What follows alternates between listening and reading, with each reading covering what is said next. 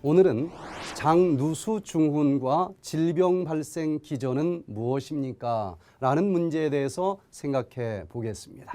디톡스의 두 번째 핵심 포인트는 장 해독력을 높이는 것입니다. 입에서 1차 방어 전선을 잘 펼치고 독소가 많은 음식인지 적은 음식인지 잘 분별해서 독소의 유입을 차단했으면 디톡스는 완벽하게 끝났을 것입니다. 그러나 입으로 독소가 들어오면서 장에서 2차 방어 전선을 펼칠 수밖에 없게 됐습니다. 장에서 내 몸에 이로운 아군과 해로운 적군을 잘 분별해서 이로운 영양소는 흡수하고 해로운 독소는 변과 함께 배설하는 장 해독력을 높여야 건강하게 살 수 있습니다. 장 해독력을 높여주기 위해서는 장이 어떻게 영양소와 독소를 분별해서 영양소만 흡수하고 독소는 배설하도록 활동하는지를 이해할 필요가 있습니다. 우리의 소화기관은 우리가 섭취한 음식들을 소화시켜서 영양성분을 흡수합니다. 장 점막에는 소화된 영양소를 흡수하는 육모가 있습니다. 육모는 다 펼치면 표면적이 테니스 코트장 넓이가 될 정도로 넓습니다. 이 육모의 표면에는 아주 잘게 소화된 영양소만 흡수할 수 있는 문들이 있습니다. 탄수화물은 포도당으로, 단백질은 아미노산으로, 지방은 지방산과 글리세롤 단위로 잘게 소화되어야 육모를 통해 흡수될 수 있습니다. 아무리 영양소일지라도 온전히 소화되지 않은 큰 분자량의 영양소는 육모를 통과할 수 없습니다. 또한 영양소보다 분자량이 큰 독소도 육모를 통과하지 못합니다. 그러면 소장벽 세포와 세포 사이로 들어갈 수는 없을까요? 소장벽 세포들은 친밀 결합 단백질 조직으로 단단하게 붙어 있기 때문에 그 사이로 어떠한 독소도 들어갈 수가 없습니다.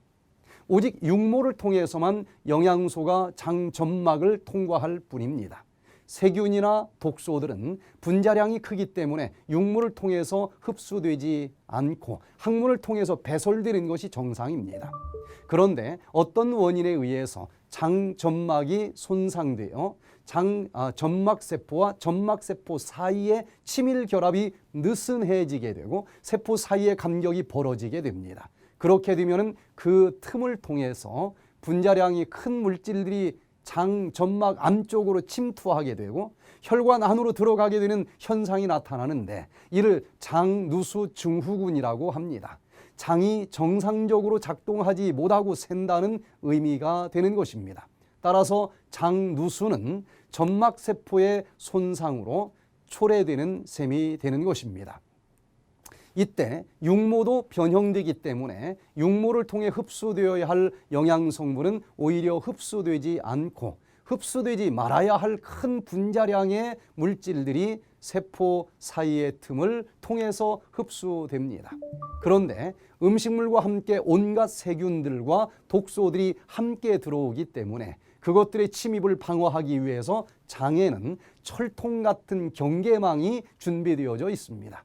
우리 몸의 면역세포 중 70%가량이 장에 분포되어 있습니다. 소화기관은 우리 몸에서 가장 치열한 격전장이고 만약 소화기관에 이상이 생긴다고 하면 우리의 면역체계에서도 문제가 초래됩니다. 그중 대표적인 상태가 장누수 증후군입니다. 우리 몸을 지키는 면역세포들은 완전히 소화된 형태의 음식물만 영양성분으로 인식을 합니다.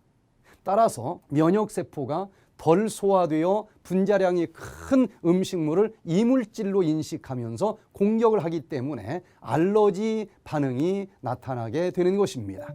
이와 같이 장누수 증후군이 발생하면 여러 가지 기전에 의해서 질병이 발생합니다. 첫째, 육모가 변형이 되면서 영양소를 흡수하는 능력이 떨어지기 때문에 영양결핍성 질병이 발생합니다. 마그네슘이 결핍되면 근육이 실룩거리고 떨리는 증상이 나타날 것입니다. 남성 호르몬의 주 재료인 아연이 부족하면 남성 기능이 약해지면서 발기부전증이 찾아올 것입니다. 어떤 영양소가 결핍되었느냐에 따라서 여러 가지 다양한 질병이 발생할 수 있습니다. 둘째, 장점막 세포 사이의 친밀 결합이 훼손되면서 독소가 침투해 들어오기 때문에 내독소 반응이 생깁니다. 독소가 몸속에 들어와 떠다니다가 어떤 부위를 공격하느냐에 따라서 다양한 질병이 발생할 수 있습니다. 내독소가 눈에 침착되면 안구 건조증이나 녹내장 같은 질병이 발생할 수 있고, 뇌세포에 침착되면 알츠하이머나 파킨슨 같은 질병이 발생할 수 있습니다. 셋째, 훼손된 치밀결합 부위로 들어온 분자량이 큰 음식물을 이물질로 인한 면역세포가 공격함으로 과민 반응을 일으키는 알레르기 질병이 발생할 수 있습니다. 넷째는 면역세포의 70%가 살고 있는 장내 환경이 독소가 너무 많이 발생해서 면역세포들이 피곤하고 지쳐서 분별력을 상실하므로 자기 자신의 조직을 스스로 공격하는 각종 자가 면역 질환이 생길 수 있습니다. 면역세포가 분별력을 잃어버리고 갑상선을 공격하면 갑상선 기능 저하증이 생길 수 있고, 췌장을 공격하면 소화형 당뇨병이 생길 수가 있습니다. 질병 없이 건강한 100세 시대를 맞이하시기 바라면서 천문천답 강좌를 마칩니다. 감사합니다.